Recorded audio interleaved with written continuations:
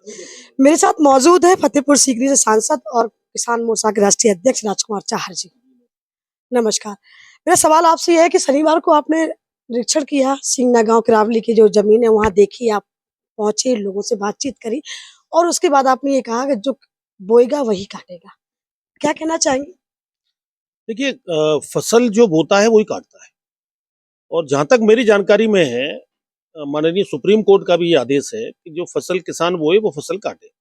अब यहाँ क्योंकि सरकारी जगह और किसान के बीच का झगड़ा है, ये बात सही है, जगह सरकारी है। जमीन जो है वो यमुना नदी के खादर की जमीन है, खाली पड़ी थी, सैकड़ों बीघे जमीन है, खाली पड़ी है लंबे समय से।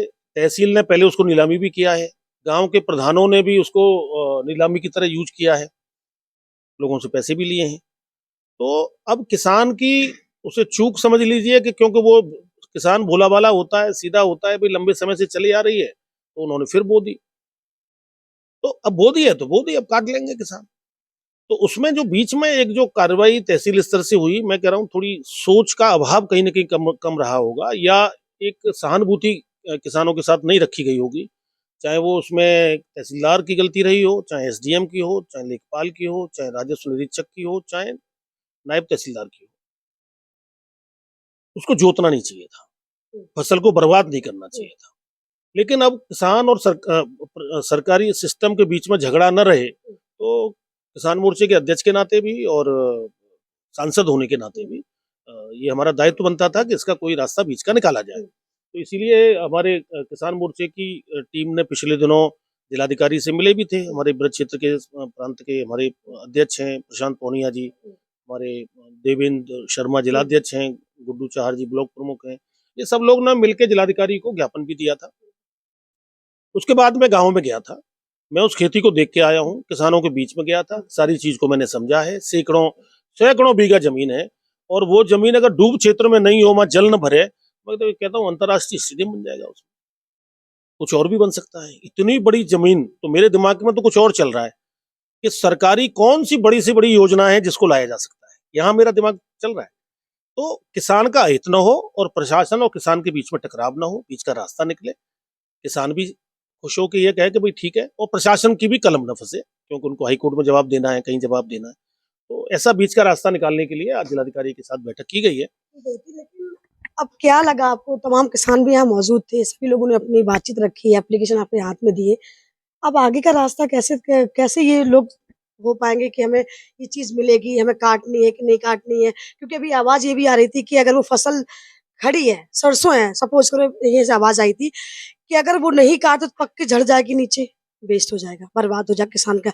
अगर कटती है तो उसको कहाँ रखा जाए, क्योंकि प्रशासन उसमें इन्वॉल्व हो चुका है। तो अब उसका रास्ता तो देखिए, उसका रास्ता सीधा सीधा है कि एक तो जो सरसों खड़ी है, वो सरसों अब जो जो घटना घट गई वो घट गई, ठीक है, उस पर मैं बहुत चर्चा नहीं करना चाहूंगा। आगे अच्छा हो जाए इसका हम प्रयास करना चाहिए। तो उसके लिए यह है कि जो सरसों की फसल है वो लगभग पकने वाली है, 5-7-10 दिन में पक के तैयार हो जाएगी, तो वो कट जाए। तहसील वाले भी काटें, उन पर कर्मचारी नहीं हो तो हमारे किसान तो यही काटने वाले, तो हम भी काटने चले जाएंगे, हम अपनी उपस्थिति में कटवा देंगे। हमारे किसान मोर्चे के जो पदाधिकारी हैं, जो जिनके मैंने आपको नाम की चर्चा की, इन लोगों से कहेंगे भाई सभी किसान मोर्चे के कार्यकर्ता जाओ, सब किसान है, काटो, जितनी प्रशासन चाहिए प्रशासन ले ले, किसान जितनी किसान चाहिए किसान ले ले, और दोनों ने ना चाहिए गरीबों में बांट दो, लेकिन फसल बर्बाद ना हो, ना आलू बर्बाद हो, ना गेहूं बर्बाद हो, ना सरसों बर्बाद। छोटा सा सवाल है, चलते चलते बहुत ही कम, भू माफिया का जिक्र हुआ था, बातचीत है काफी टाइम पीछे, हमने 2-4 दिन पहले आपकी खबर भी लगी थी, क्या कहना चाहेंगे, क्या लगता है?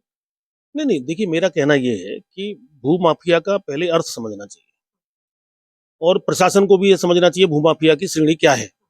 भू माफिया की श्रेणी ये है कि अगर कोई गरीब आदमी है, उस पर जगह नहीं है, छोटा मकान है, कहीं गलती से सरकारी जगह का कब्जेदार बन जाता है, तो वो उसकी चूक हो सकती है, गलती हो सकती है, गरीबी उसका कारण हो सकता है।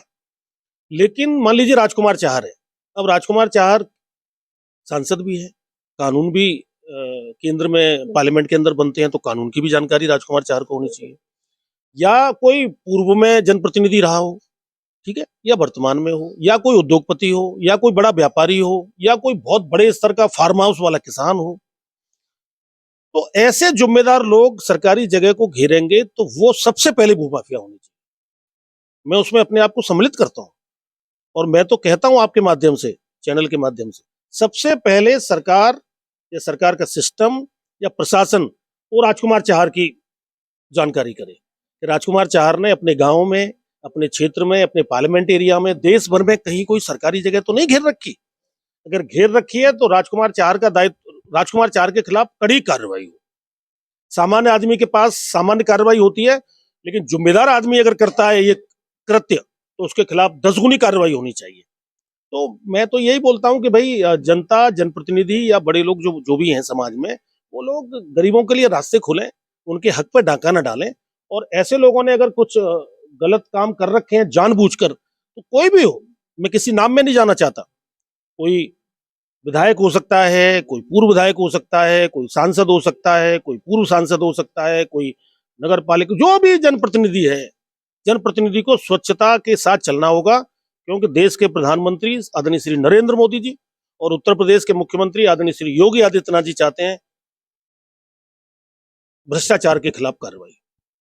मोदी जी ने शुरू में कहा, न खाऊंगा न खाने दूंगा। तो जो मोदी जी, हम तो मोदी जी के सिपाही हैं, हम तो योगी जी और हमारे नेतृत्व के बताए हुए रास्ते पर चलने वाले कार्यकर्ता हैं। तो जो जो सच्चाई है वो हो, न खाएंगे न खाने देंगे। और जनप्रतिनिधि होने के नाते भी हमारा नैतिक धर्म बनता है कि जहां भी अन्याय हो, जिसके साथ अन्याय हो उसके साथ खड़े हो जाएं, पीड़ित के साथ खड़े हो जाएं, न्याय का साथ दें, सच्चाई का साथ दें। और हम उस पथ पर चल रहे हैं।